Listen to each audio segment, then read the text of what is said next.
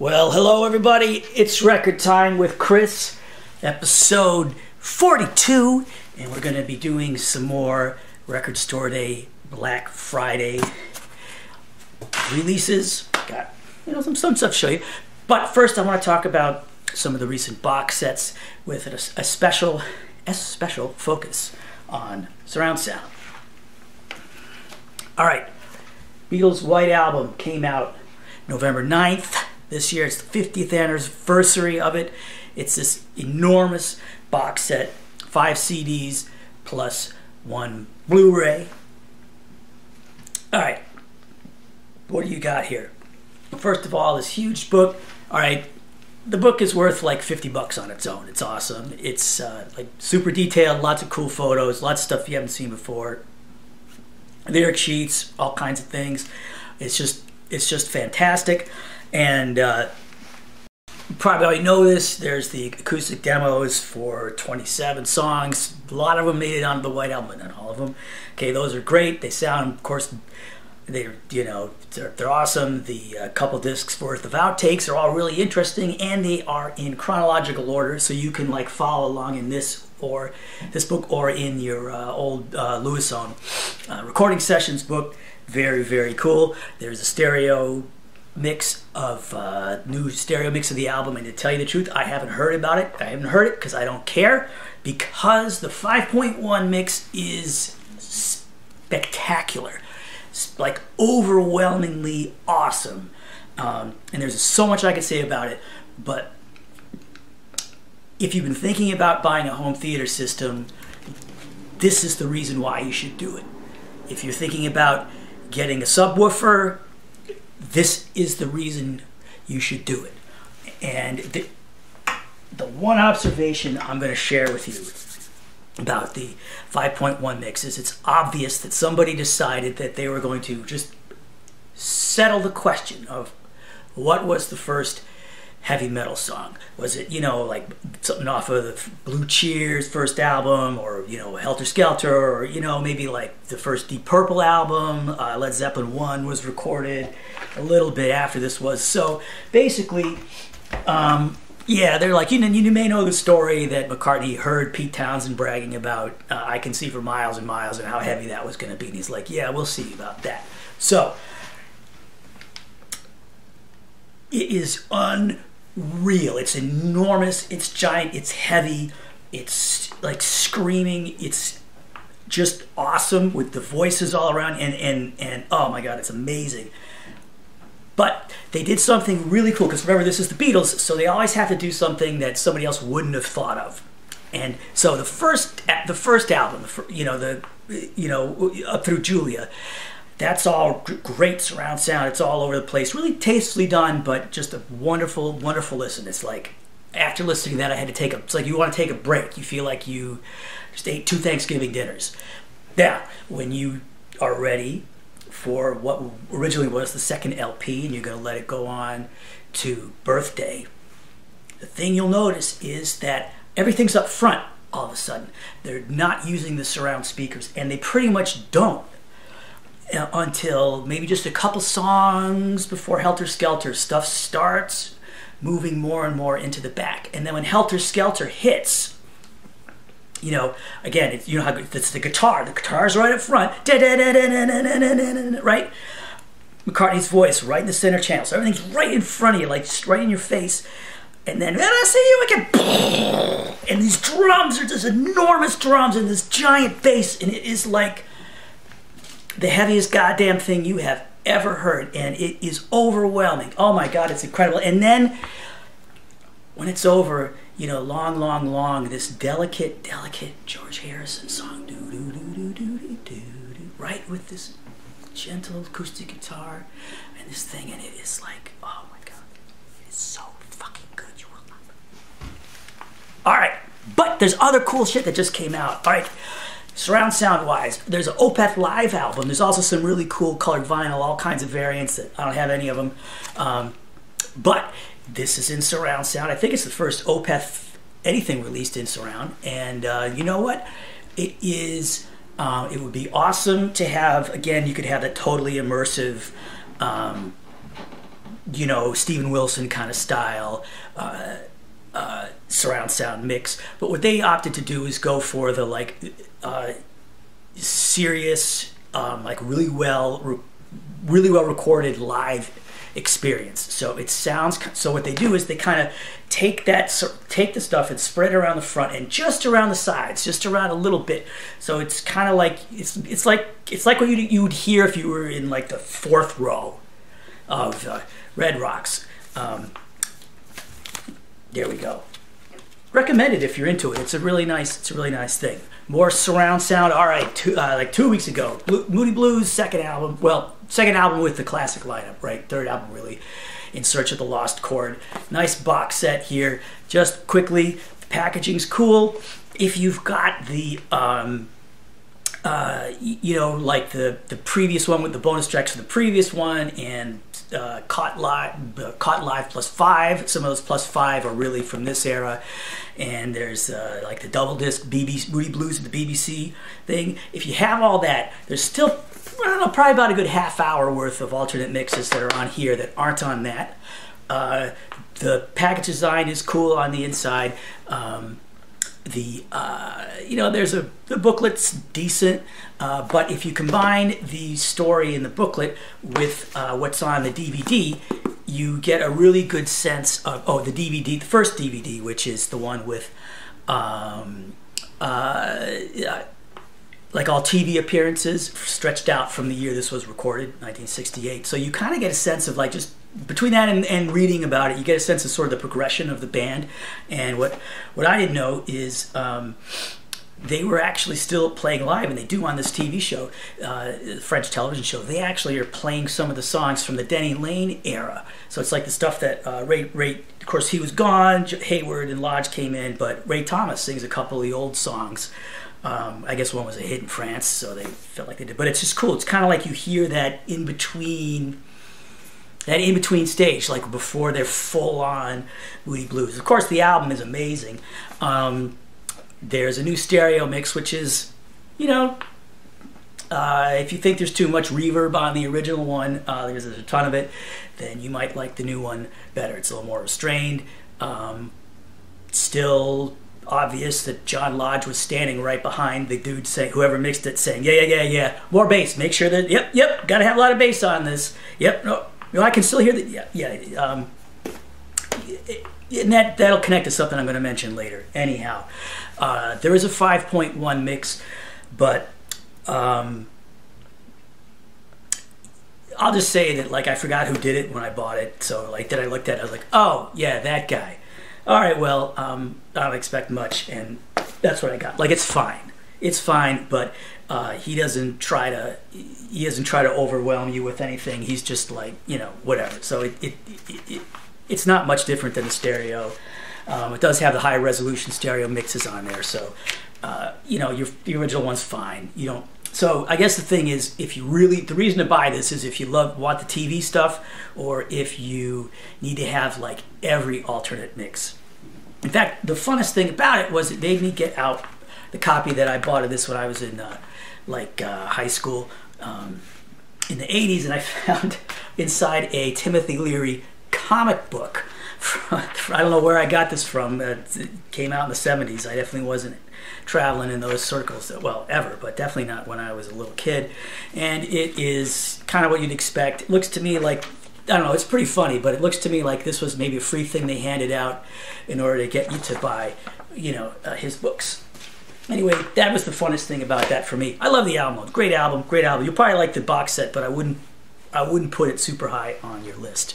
All right, last big surround sound related box set. Okay, Jimi Hendrix Experience, right? Electric Ladyland, which is, you know, obviously another amazing album from 1968. This is the vinyl version of it, and I'm not going to open everything up. There's like a, you know, there's a decent book in there. You know, so you get, so there's 6 records and a Blu-ray in here. Of course, that's just the regular album. This one is, it's an all analog cut, but done by Bernie Grundmann, who, you know, just is one of the best people alive still doing that. So it's fantastic. Kicks the shit out of the one Eddie Kramer did a few years ago. But it's not, you know, Bernie Grundmann's a mastering guy. Eddie Kramer, you know, has to mix. He, you know, engineer. He's got like a million things to worry about in it. Obviously, that's not something he perfected. This is much better than that. And there's like early takes and a whole thing of demos that Jimmy did and a concert. And just quickly, it's my opinion that anytime you can get a Jimi Hendrix recording you don't already have, you get it, because there's always going to be some amazing playing on there. But but you want to know, how's that 5.1 mix, right? Because you can kind of imagine what a better, you know, what the stereo mix would sound like if it was better. So it was done by Eddie Kramer, and the stuff, the like stereo stuff, the sort of like the 3D swirly things that he really, they were like innovations that he did to make Jimmy's sound kind of three-dimensional. Well, now he doesn't have to do all kinds of crazy phasing tricks. He's able to do it, you know, with the computer. So I would say that it's very much in keeping with like what Jimmy would have done if he was there for the remix. Just like McCartney's probably like, yeah, I want you to, you know, fucking destroy the Who. Okay, we did that, Paul. So anyway, so what you have, it brings out the layers of Jimmy's guitars and all the really cool stuff he's doing on songs like, you know, have you ever been to Electric Ladyland, with where he's got these great, you know, beautiful vocals. They're all over. Like, it's really nicely done. The thing is that clearly their goal was to give Jimmy as much space for the guitar. And so even though they had 12 tracks on a lot of these songs, the drums are recorded in mono. In the stereo mix, they're obviously panning the drums back and forth a little bit to make it seem like there's some drum fills, but pretty much the drum kit's just like, boom, there on your like front left, just sitting there, nothing. Like more effort, and it doesn't even sound good. Like more effort was obviously done. The thing about this is like they put more work into like making Ringo's tambourine overdubs sound good than they did into the basic drum tracks on Electric Ladyland for whatever reason. And if you ever heard like a slow version of Voodoo Child, the slow one at the end of side one, how like when Jimmy's first big guitar solo comes in, the bass just kind of gets obliterated and is gone for the rest of the thing. So yeah, like it's still like that. He backed off the organ, so it's much more guitar folk. Anyway, whatever. So it's like in some way, like the stuff that's awesome about Electric Ladyland is even more awesome on there, but the flaws are also still there. So I would consider, if you don't have $100 for it, for the one with the vinyl, maybe spend the $50 on the one. That's just the CDs. I think the surround sound's in there. But the Beatles one, of all these, the Beatles one is the one that's gonna, like, you're gonna keep coming back to. Okay, Record Store Day, Black Friday. I don't have one to show you, but this is really important because I've just been talking about Hendrix and Electric Ladyland. So there's an EP that Legacy's putting out, and that has mono mixes of 3 songs off of Electric Ladyland that were released. They're like true mono mixes. They're not fold downs. They're like things that were on singles at the, you know, in 1968. Actually, one was from 67, I think, that are like, you know, they've never been on CD. They, you know, they weren't on like smash hits or any of those things like that. So that's really exciting. If you're a Hendrix fan, you gotta get it. You gotta get it. Another Record Store Day 7-inch. Kind of nice, like holiday theme. This is really cute, actually. This is really nice music. You know, Lindsey Stirling, the violin player, and she's got like, you know, cute version of, you know, You're a Mean One, Mr. Grinch. It's nice. It's up. It's actually, it's really cool. You know, if you don't know what she sounds like, I mean, she's kind of like that. But what's funny though is, see, here's a picture of her like in a tutu, right? Like on side A, she's wearing a tutu, but this side B is the one where she plays the song from the Nutcracker. She's doing the Dance of the Sugar Plum Fairies, I think is what it is. Yes. And of course that's an instrumental, so we get to really hear her focus on the violin, and it's nice. It's really good. It's really good. Like if you like holiday music, you'd be into it, and if you're into Lindsey Stirling, you're gonna love it. How about another picture disc? Okay, Fritz the Cat, which was like a dirty cartoon from around 1972, right? You can see the R. Crumb kind of artwork here.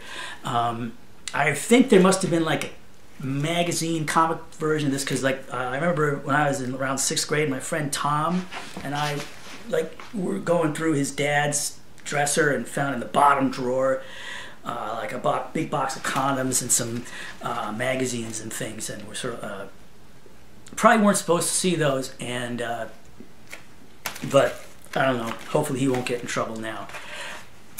Here's one of the things that people don't like about picture discs, though, right? Is this kind of sleeve that like splits immediately. Can you see how it's like you look at it and it's split? Like you put it in the box, and in fact it's splitting more just having me hold it. Like it showed up split. We all know this if you buy a lot of records. So, all right, now the thing about RSDBF Band, right, is they're one of those, they'll push. They're trying to push things. So there's a couple things that they did on this. First of all, check it out. They used a different kind of plastic so it doesn't split. So actually the record will stay protected as long as you want it to. All right, there's that. And now, if you can kind of see what's going on here, well, here's a better way for me to show you. Let me edit this thing in here.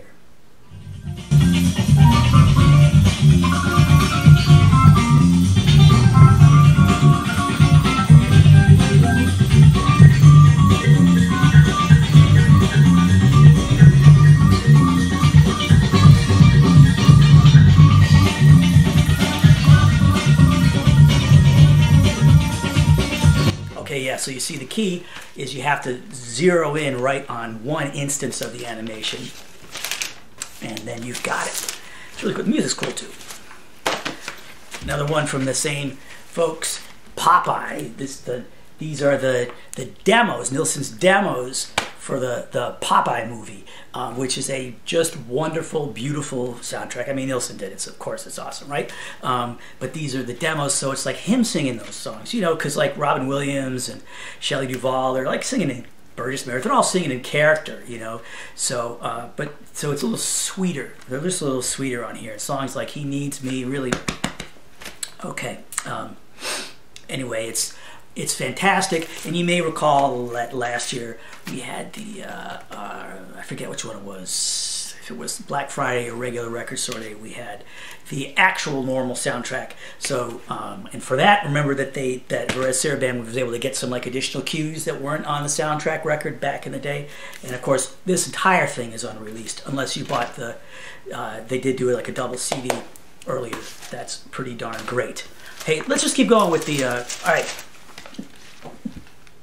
Oh yeah, what's in here? So here is another picture disc in plastic that won't get wrecked. Right? Odyssey and Oracle by the Zombies, you know this. Don't need to talk about it. One of the key, I guess the way I always tell people is if you have Sgt. Pepper and you have, you know, both of Jimmy's 1967 albums and like Piper at the Gates of Dawn, what's next? This. Oh, but there's also, here's another thing we got to talk about, right? So Frank Zappa, We're Only in It for the Money, obviously parody of the Sgt. Pepper, all the way through from the band in yellow. You have the yellow background, of course, they're dressed up goofy. The cutouts, the back cover with only one person turned around, with the lyrics in red, and there are, I think, actually like 4 different versions of this, and you won't know till you get yours and open it up, but there's 4 different picture disc artworks on it. And there's a little BG in there, run out wax. We're not groove area there here, so that means that this is another Bernie Grundmann mastering, and I'm pretty sure, not positive because I lost the sticker, but I'm pretty sure it's all analog, which, again, you should bump that up on your priority list just for that reason. All right, Allman Brothers fans need to see this. So 31st of February, this is like a kind of, well, anyway, it's Butch Trucks' band before the Allman Brothers. that actually, after this was done, Duane and Greg came in and were kind of collaborating a bit and stuff. But this is not bluesy at all. It's more like, I don't know, Love and Spoonful or something. It's good. It's cool. And they, you know, nice imitation of it. Looks like the Vanguard label. Well done there. Oh, all right. So here's another record, another soundtrack that will get a lot of people right here. And this, it's another one that Fritz Sarah Band has come up with, and it's stunning. If you know the movie, you will not believe that this has not been out until now, and probably you will like want to send fan mail to them for getting this thing out, because, you know, well, all right, it's Emmet Otter's Jugband Christmas, which is like a Jim Henson thing from 1977. It was made for TV, and I remember how awesome it is. Muppets. Andy Williams wrote the music, you know, so it's just like that Muppet movie kind of stuff, except it's jug bandy. So it's even like, I'm gonna, you know, I don't know if you would have had "Oh Brother, Where Art Thou" if you didn't have this first. That's all I'm saying. That's all I'm saying, George Clooney.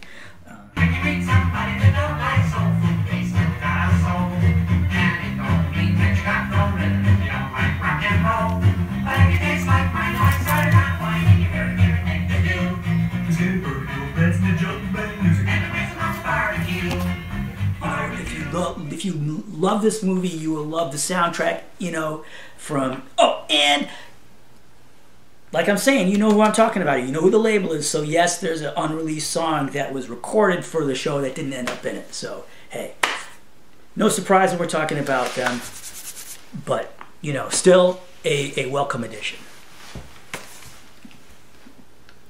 Every time you look at the record store day list, right? If you really look at it, you're always going to be like, I know you're like this.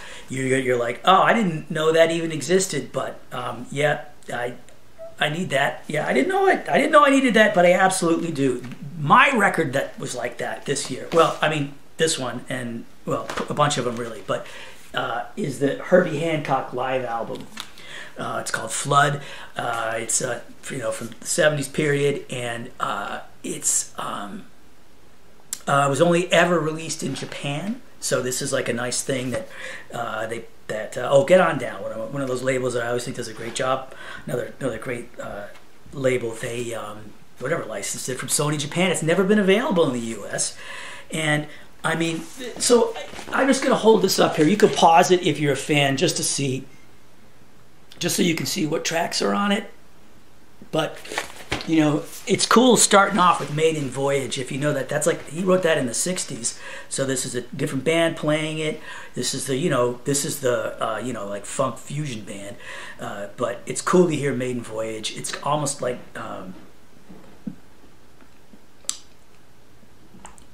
it's just really, it's different enough. It's, you know, it's just like 10 years later. It's different enough. And I kind of like I just like the way that looks.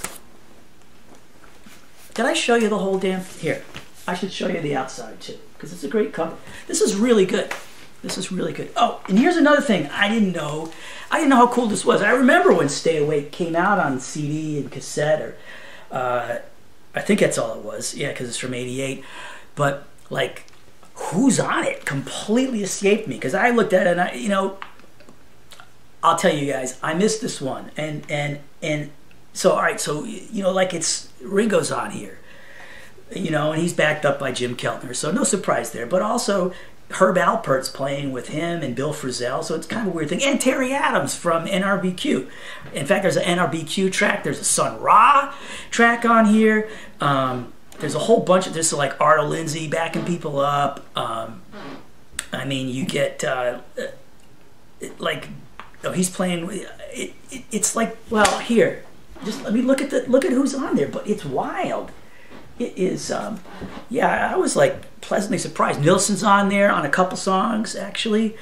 You know, oh, Wayne Horvitz is on there, so you get like with some of the Ken Ortine. It's just, oh yeah, and check out who's on this one, on the song from Bambi. So the singers are Natalie Merchant, Michael Stipe, and the Roaches.